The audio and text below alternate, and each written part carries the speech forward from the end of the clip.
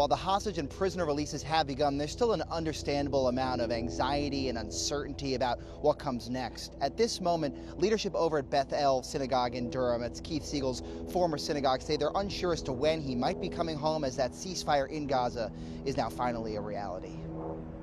We are feeling hopeful, but also there's a lot of preparation for heartbreak, because we don't know what's coming next. Rachel Posner is the interim rabbi at Durham's Beth El Synagogue, the same congregation where Chapel Hill native and hostage Keith Siegel and his family worshipped. Rachel called the last 15 months agonizing, including the passing last month of Keith's 97-year-old mother, Gladys, the matriarch of Beth El. Her family bravely and wisely withheld the news of Keith's captivity so that she could spend her last days with us in relative peace. As the release of hostages and Palestinian prisoners begins and countless families await news on loved ones like Keith, Rachel calls the moment complex and bittersweet.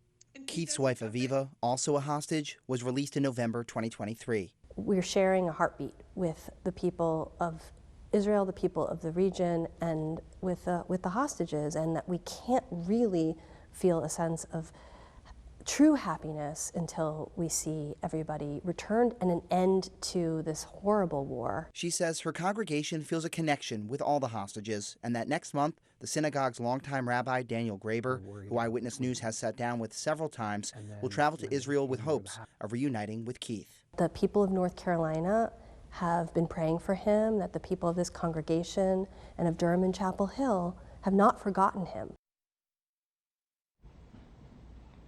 ABC News reports that per that ceasefire agreement, hundreds of trucks of vital humanitarian aid are now entering Gaza, and that 90 Palestinian prisoners have also been freed. Now, hostages are expected to be freed in roughly 7-day increments until the next phase of the ceasefire deal. Talks will begin, I should say, for the next phase of this ceasefire deal, something we'll be following in the coming days.